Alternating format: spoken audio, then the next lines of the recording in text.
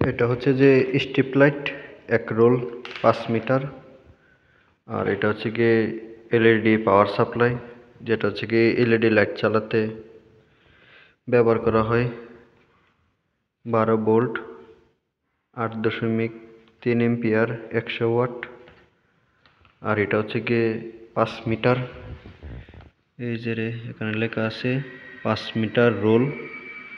Watt হচ্ছে গিয়ে 12 watt by M.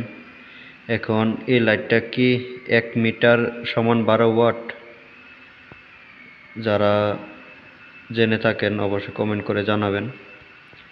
তো এই বিল্ডিং আমি যতগুলি লাইট ব্যবহার করেছি, সে লাইটের জন্য, এক রোল লাইটের জন্য আমি একটা ট্রান্সফর্মার ব্যবহার করেছি।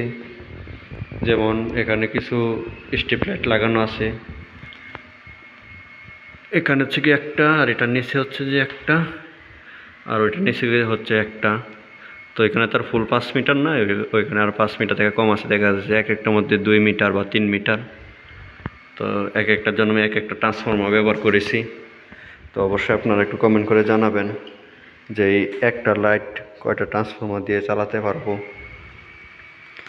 এই যে এটার দিক নির্দেশনা বলে এখানে দেওয়া আছে। তো অবশ্যই একটু কমেন্ট করে জানাবেন যে এরকম একটা ট্রান্সফর্মার দিয়ে কয়টা লাইট চালাতে পারবো।